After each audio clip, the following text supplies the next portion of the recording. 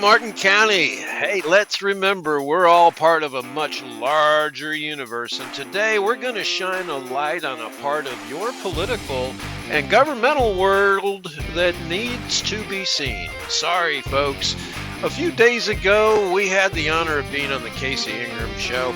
Our Indiantown update brought us a surprise visitor to the phone lines and a rattlesnake out of the grass. Yeah, that's right.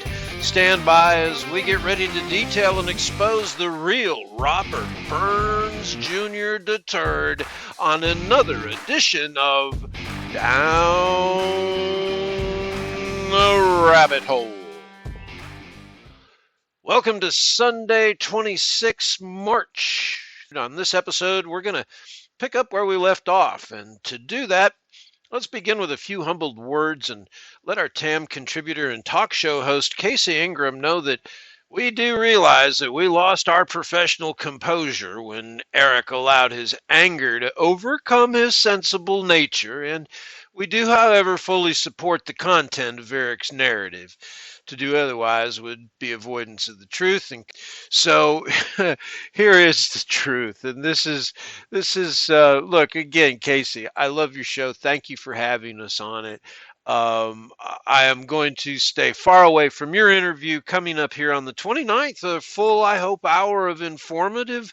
Tell me where I'm wrong from a one Mr. Robert Burns Jr. deterred that's going to be on your show. And I'm sure that you'll be able to keep your composure much better than I did in the light of what was facing me. And guy's pond scum, so I'll stay away from him.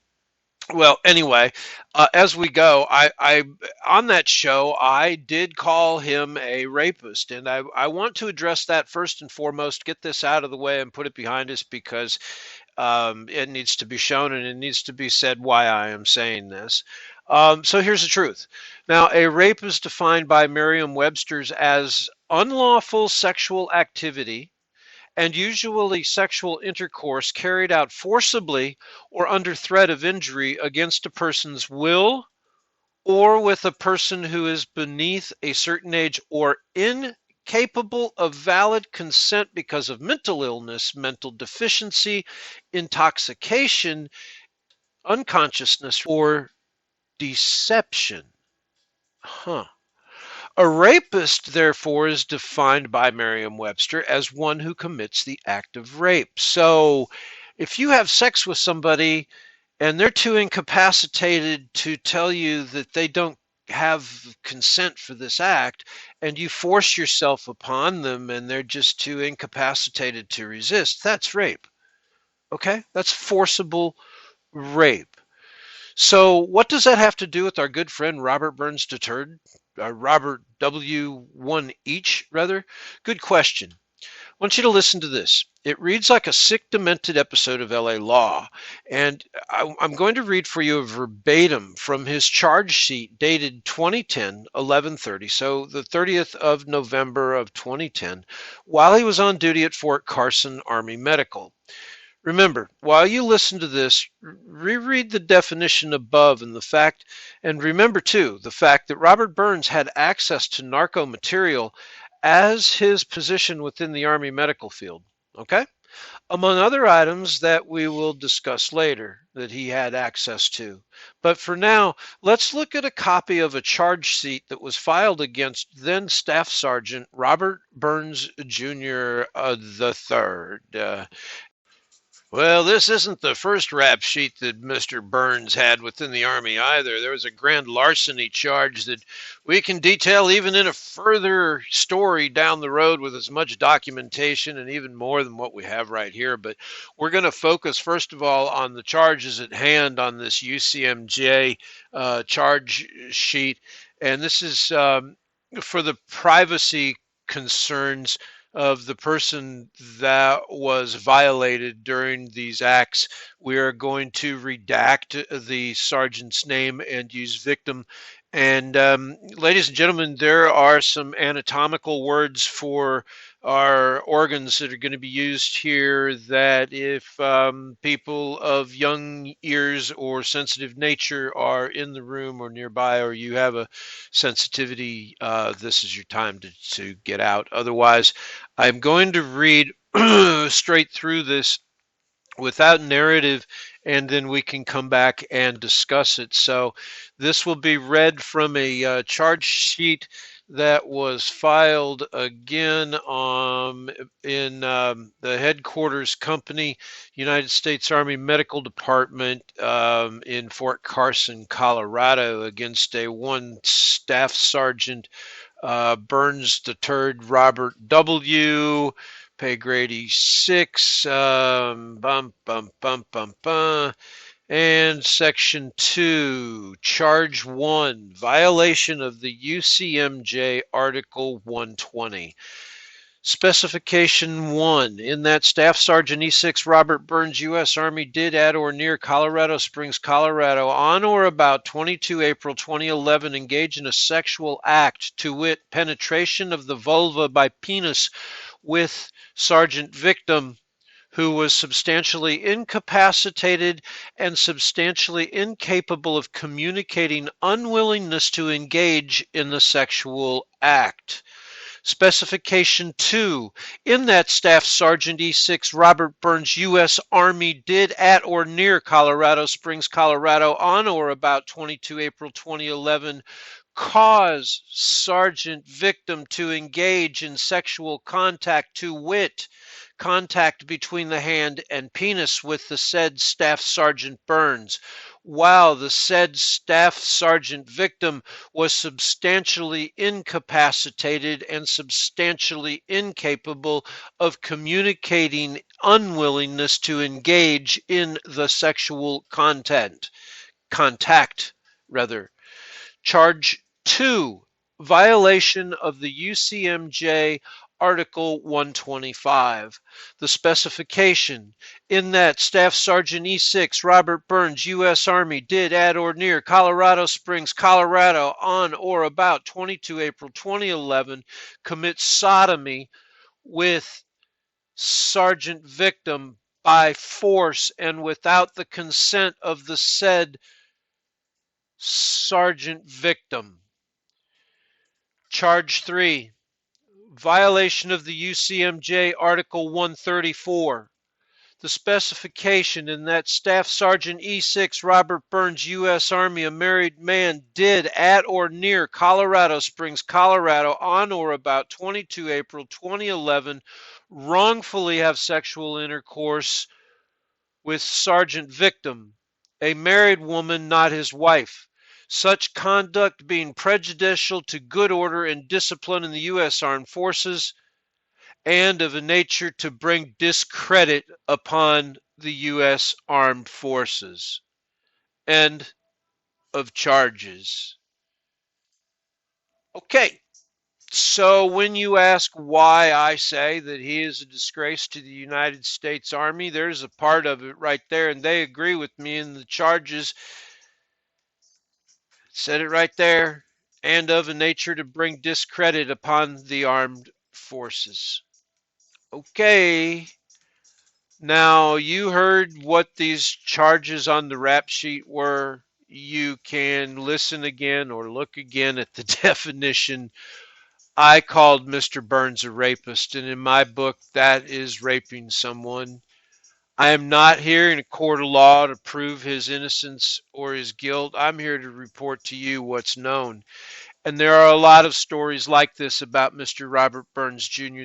III, that he will claim that he was set up, framed, that it wasn't his fault, that there was some wrongdoing, but it wasn't what it was portrayed, that he's not that person, that he's really a good person. This is only one instance of several that have taken place. This one we're going to give you for today, because we want to move on past his character and sexual predatory nature and look at the facts of where he's actually participating in your world, especially in Brevard County as a member of the Brevard Republican Executive Committee, who's turned a blind eye to his position and his background and his character and a lot of different things that have been shown to them over a timeline. And allow him to stand alongside them. I guess they feel that the Republican Party is represented by having a person like Mr. Burns in their midst.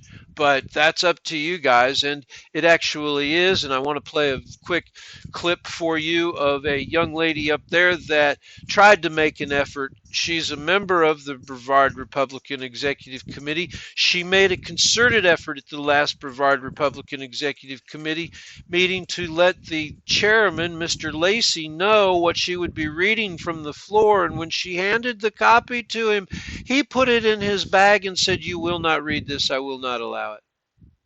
It will not be allowed from the floor. Don't even try." So she was shut down. The paper was put in the bag. Well, I want to play for the Brevard REC a clip of what she was going to read for everyone. Better yet, I'm gonna let her say it in her own words. Stand by. Okay, I'm reading a letter.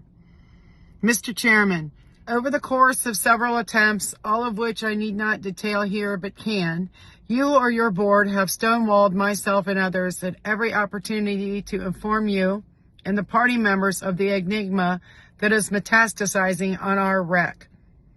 Our mission as a party is to elect Republicans that stand under our Republican banner. Our mission is to advance Republicanism wherever possible. America first. So for these reasons, it is important that we are most careful whom we openly stand alongside and bring into our midst. We are known by the company we keep. A name alone can and does sully our hard-earned reputation. Their words, actions, and motives can bring down our party in a much shorter time than we have to rebuild it. Our reputation will and has become who we are at heart. So when we allow a cancer to enter our midst, it must be spoken of loudly. It is for this reason that I and others are in the process of petitioning the RPOF for a hearing on the matter of revoking Robert Burns III's party position and ability to do business within the party. We are asking them to resolve the issue once and for all. Our media releases will be seen shortly. We are doing so as a next step effort to eradicate the dark nature of Mr. Burns from our organization. We are doing so, again, given the fact that our local leadership has failed to address the issue at hand, and thus are refusing our right to have this matter heard with and dealt with promptly and openly. If we are to advance the noble cause of the party, then we must do so with the integrity and ethos that we purport. Mr. Burns does not represent that ethos, nor the good grace to covet and wear our title as a party member. It is out of respect to this body, this valuable body, that we tell you this tonight. We will keep you informed from here. Thank you. There's an old saying that says, "Be careful who you stand alongside because you may end up being known with the company that you keep." Yeah, at some point there has to be a division of the ways, and it seems the party's there to protect him for whatever reason, still unbeknownst to us, but it shows a major, major flaw in leadership and the rankings. And at this point, I'm with the good woman from Brevard County and will lend her whatever political support I can and guidance in helping her move forward her grievance with the RPOF. And we're going to suggest you start with your state committeeman, get back to us and see if he's willing to hand walk this thing in there. If not, we'll make a couple calls for you and open a couple doors if we can and see what we can get done. In the meantime, that's Robert Burns Jr. the third, okay, on a lot of different levels. We can point to a situation here in Indiantown as well, and man, we're leaving a bunch in between of different things in the interest of your time and our time to kind of highlight some of the more grandiose highlights of Randy Burns, not only life but lifestyle. um, that are quite public, and so are his actions, which he, like us, has thrust himself into the limelight and finds himself in a position of actually elected leadership with the Republican Party of Florida, or the Republican Party of Brevard, rather. Thus he becomes subject of the spotlight, and the nitpicking and the tearing apart should take place. I know I was torn apart for 8 years, and every stone was turned over looking for anything that they could find to disgrace me. And Casey, it goes back to it goes back to what I was saying at the intro here. The only thing that could disgrace me would be myself by getting off onto something for the wrong reason, which I never did find myself in a vengeful position, and I thank God for giving me that ability to carry things through. But there are times that you're faced with predatory actions of people like this that they have to be exposed because they have access to your political system. They have access to the levers and the wheels and the candidates, to the things that will change the people that pull those levers and strings and make the rules that will tell you what you can and cannot do. Do you want people elected making your rules that come from a cesspool like this? That's where it means, Brevard Republican Executive Committee. Who do you stand alongside? Are Republicans equal in nature to the shenanigans of this Robert Burns? This guy is dangerous. He has quite a past. And it'll be interesting to see what he has to say on the Casey Ingram show. We've got a lot more to add to this, but we're going to, as they say, keep our powder dry. We're anxious to hear what he has to say and what direction this takes. But I hope that we can start right here in Indiantown. To demonstrate to you what the foundation of my complaint with the Florida Elections Commission and with FDLE for felony investigation requests and complaints against Mr. Robert Burns stems from, I want to go back to August 20th, or August 9th, rather, of 2020, and reference an article that starts, "We're better than this." And this is actually the article that started a lot of the public tracing and discussion that we've had for a very long time now. You can see 3 years going on about Mr. Burns and the goings ons here in Indiantown. It was always a fascination to us how he tied to this whole thing, and there is a connection between him and Brevard County that goes much deeper than we're going to get into today. But we're going to just talk about and isolate another one of those milestone stops on the Robert Burns Jr. Deterred Whistle Stop Tour, and talk. Let's do this. Let's go back in time and look at how we were talking about things then, and this, you'll see how pieces start to come together. The question is asked, let me ask you, has DC come to Indiantown? Because it sure smells like the swamp. Matthew 7:23. The field is the world, and the good seed stands for the people of the kingdom. The weeds are the people of the evil one.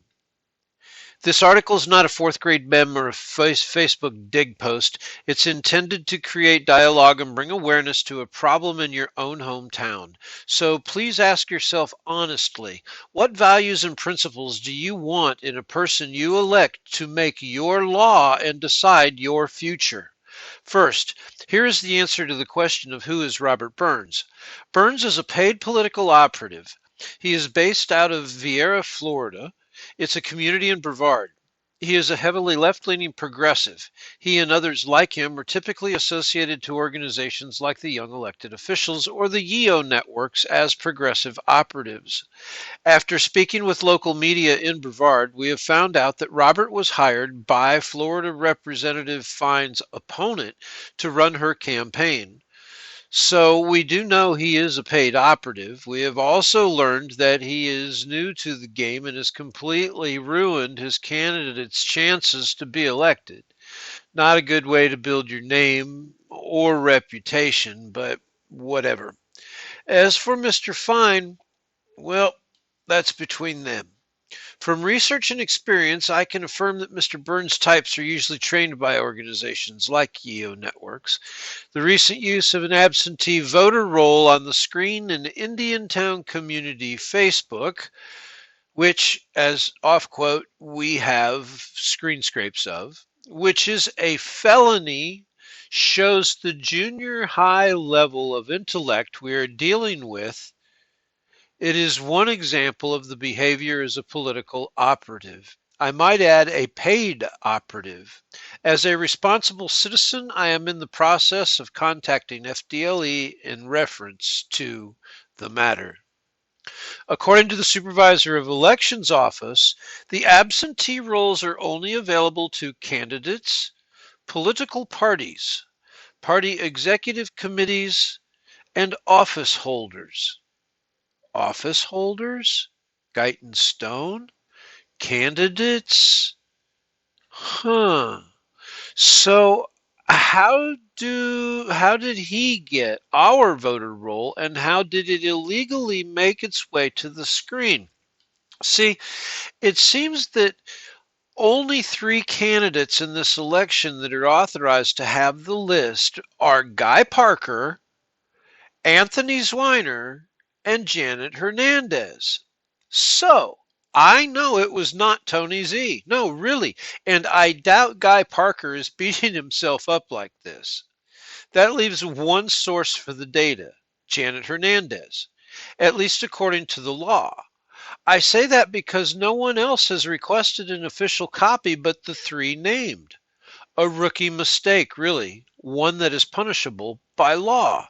I want to pause here and point out that we have communication between us and the supervisor of elections and emails confirming that they did not send those rolls to Robert Burns.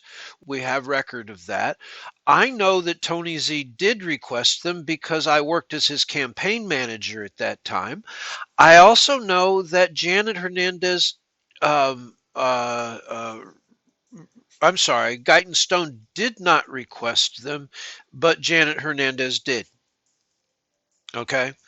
Guyton Stone's campaign did not request an absentee voter roll. We have documentation and communication with the supervisor of elections that will state the same. Um, so we have three people that have it. The candidate that I was working for, Anthony Zwiner, that was running against Janet, or the person that was at the foundation of the attack ads that were run against him, um, Guy Parker. Okay, so Guy Parker is actually the victim in this whole story leading up to this, which is even bigger than this use of the absentee voter rules, and it kind of proves the outcome of why it needs to be looked at as a felony charge, which it should be because the use has potential outcome. And the way that it was used is that he used this to discredit a local journalist that was reporting on things that were not showing favorable for the good Mr. Guyton Stone. And Mr. Brian West, a developer that had a political and also financial as well as developable land in Brevard County, Palm Bay to be specific. Yeah, just so happens to be Palm Bay in Brevard County.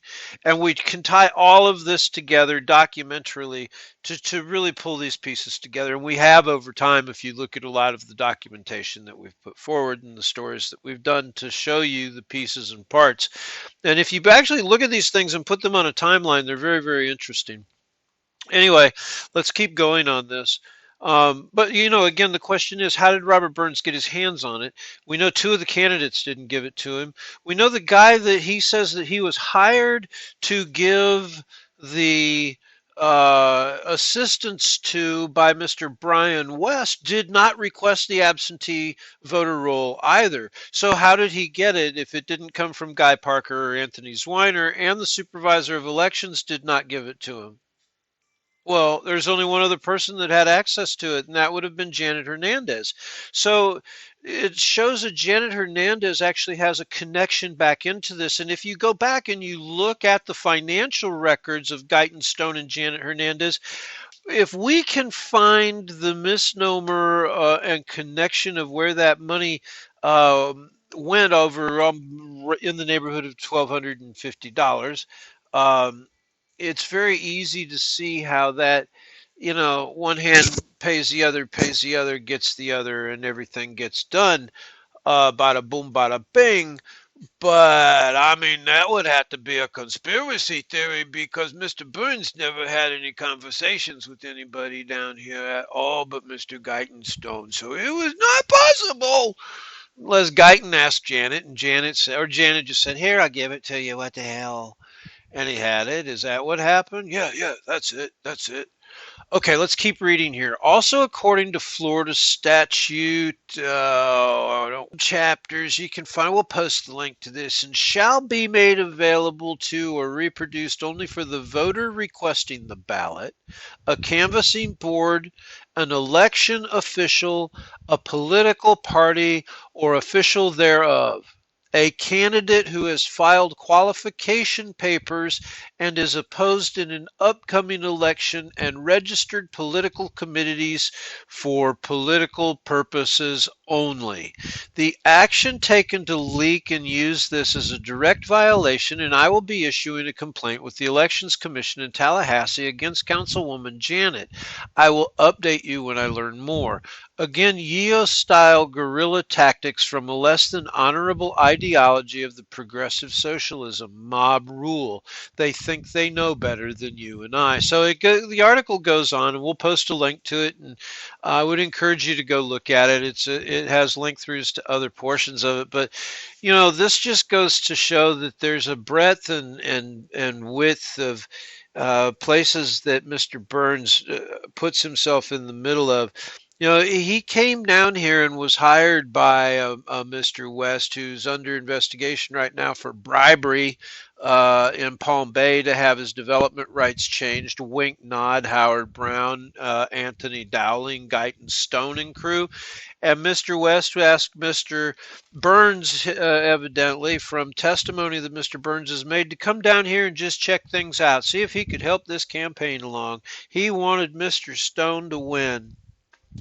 So, be careful who you stand alongside. We're going to let time and history tell itself. But, folks, we just want you to know when we say what we say about Mr. Burns, we have documentation, we have background, we have knowledge, and we also have a spine, and we're not backing down. So, hey, the 29th Casey Ingram show, be there, be square. We're not even sure that he's going to show up. He probably doesn't have the chutzpah to even walk through the door. So, God love you. Pray for America, folks. We'll see you next time. Oh, and remember, like and subscribe. If you made it this far in, do us a favor, man. Hit the like button. Leave us a comment, for goodness gracious. Phew, you think all this comes easy? Come on now. See y'all on the wild side. Nomo out.